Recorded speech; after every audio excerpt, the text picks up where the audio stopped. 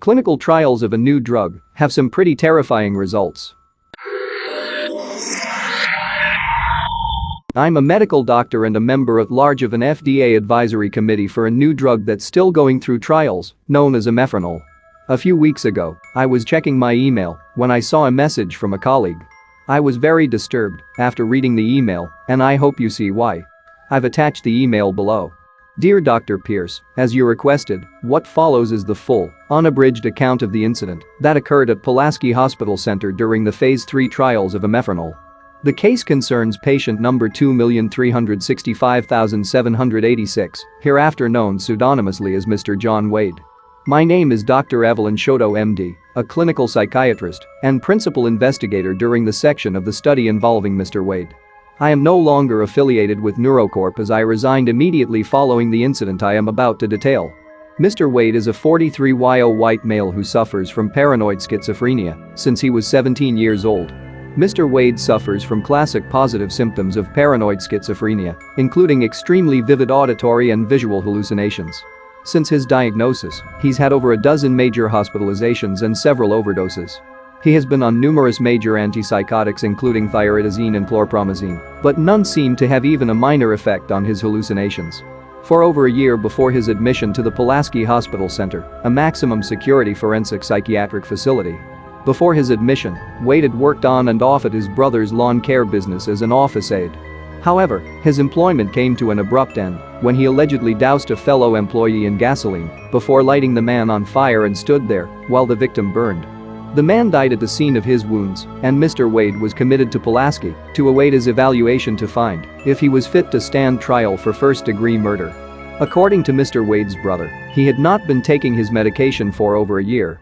We approached Mr. Wade and his brother about an experimental treatment using a novel antipsychotic, Omeprazole. The drug at the time was still in the testing phases developed by Neurocorp, a pharmaceutical industrial concern specializing in innovative treatments for mental illnesses. In Phase 1 and 2 studies conducted in Barbados, Omeprazole showed promising improvements in individuals with schizophrenia whose symptoms failed to be treated with other antipsychotics. Mr. Wade agreed to participate in the double-blind study, and we scheduled him for an intake interview with our team of mental health professionals. There, in the small sterile interrogation room, he sat in a straitjacket as we began to record. We asked him to describe what he saw and heard. He reported that he would constantly hear a high-pitched, collective screaming, like a burning bus full of children, sometimes of something else. When we asked him to elaborate, he was terse except to say, He reports that these screams would persist, day and night. Sometimes, Mr. Wade reported seeing visual hallucinations of the entities he referred to as the Watchers. When asked repeatedly to detail what exactly he meant by that, Mr. Wade simply repeated cryptically, as if my recitation, his works were with the Watchers, and with the Holy Ones were his days. When asked why he doused the man in gasoline, he smiled. Rejoice.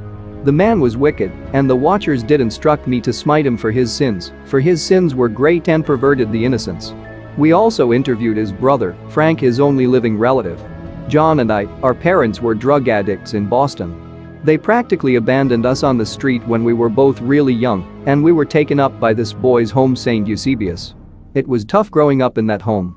The sisters were strict and sometimes sadistic, and they constantly forced us to recite passages from the Bible since we were 5 years old. If we got one word wrong, it was a smack to the cheek with a wooden paddle, and those nuns could give Ted Williams a run for his money if you know what I mean. However, John was special. He did really well on those recitations, and he impressed the sisters when he could commit the entire book of Isaiah to memory just in a week. Frank had brought John's Bible from the orphanage, a shabby Gideon International that had stained pages. This was John's most valued possession in the world. He asked me to bring it to him in prison. He flipped through the pages, and we could see drawings and writings feverishly scrawled into the margins.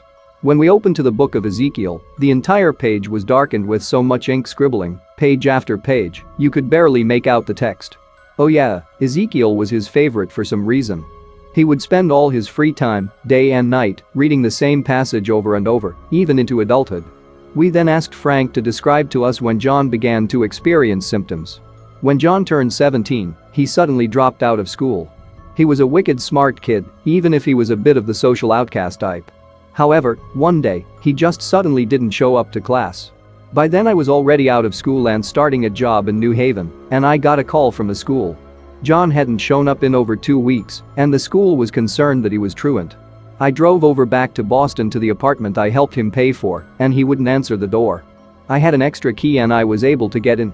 I called his name over and over, and there was no answer. When I reached his room, I noticed it was locked. I could smell something foul, and I feared for the worst. I busted in the door and I saw him, standing there, naked. In a corner was where he went to the bathroom. That was what I smelled. And then I looked around the room, and everything, the walls, the ceilings, the floors, was scrawled in what appeared to be blood. His blood, I later found out. He had been collecting it in bowls and then painting these weird, bizarre symbols with circles and other shapes in them. John, I remembered saying, "John, what the fuck?" He turned around, and I remember seeing that he was smiling, and his eyes were so big. He told me that he had been hearing voices in his head. They told him that they came from above, and they told him the secrets of the universe or something. Anyways, that's when I knew I had to call the police. They strapped him to a gurney and took him away to Massachusetts State for several months. He came out, was normal for a while, but then stopped taking his medication. When I asked him why, he told me that they quieted the voices so he couldn't hear. I told him that was the whole point, to not hear voices, because that wasn't normal. Thus the cycle began. He would take his medication, be relatively normal for several months, stop taking his medication, start hearing voices again that tell him to do some pretty terrible shit, then back to the hospital. Tell me about the incident involving the client at your lawn care business. Frank took a minute and stared deeply into midair. He continued. Well, he cleared his throat, looking uneasy. You see, with his condition, John couldn't keep a job for more than a few weeks. He's my brother, so I had to take him under my wing at my lawn care business. Sean was good with the paperwork, so that was what he did. One day, one of our hedge trimmers, Kyle, came in. John didn't know Kyle, and that was the first day that they met. I was in my office when I suddenly heard screaming. I ran into the front of the shop, and I saw that Kyle was on the floor, burning and writhing and screaming. It was horrible. I noticed that John was standing there, smiling with a container of gasoline in his hand. I screamed at him, "What the fuck did you do?" He later told the police that some voice in his head told him that Kyle was impure or something, that he did stuff to kids, that he needed to be purified. I'm telling you, my brother's not all right in the head. What was weird though was that I was watching the news coverage about John killing Kyle later in the day.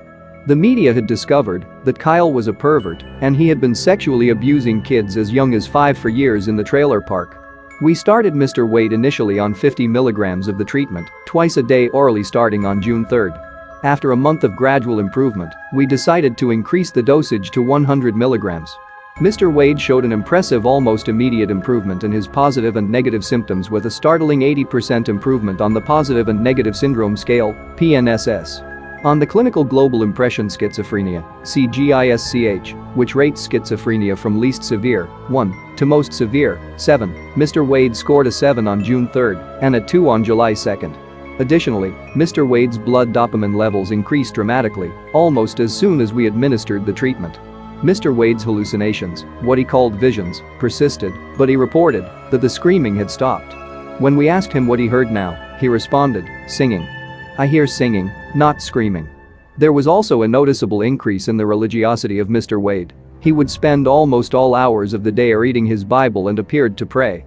I conducted weekly mental health evaluations to track his progress. Mr. Wade continued to make significant neurophysiological improvements while on the treatment regimen. However, Mr. Wade continued to talk about his visions involving the Watchers. During one interview, I inquired him about his visions. "What do you mean by Watchers, John?" John smiled cryptically. "They're here." "What do you mean by that, John?" Mr. Wade sat in his chair confined by the straitjacket, and he raised his head. He was looking in my direction, but did not look me in the eye. It was like he was staring through me, no, behind me. "Do you not see it? There's one, standing right behind you." I instinctively turned around. "Nothing." "How often do you see these Watchers?" "All the time. They follow me." Despite all his improvements, Mr. Wade's auditory and visual hallucinations persisted. While hospitalized, we encouraged Mr. Wade to take up painting as a relaxing activity, but also it provided us a qualitative analysis of his mental well-being. His paintings were interesting, to say the least. The hospital had an old television set with some Bob Ross VHS tapes. We supplied Mr. Wade with the supplies, including oil paint, brushes, canvases, and linseed oil, and left him alone in the room with the guard outside for him to unwind and paint. An hour later, we came back into the room. "John, I believe you've been working on some pretty pictures for us." "Yes, Dr. Shoto," John said, grinning. He turned the canvas around. "Jesus Christ," the guard behind me let out. It took me a moment to register what he had painted. "What is that, John?" John paused, tilting his head in confusion, his smile turning into a frown. "You don't like it, Dr. Shoto?" John, maybe we call it a day." After John was ushered back into his room by the guard, I picked up the canvas. On the canvas, Mr. Wade had painted what I can only describe as these bizarre beings with circular bodies covered with numerous wings and eyes, like some eldritch, nightmarish abomination.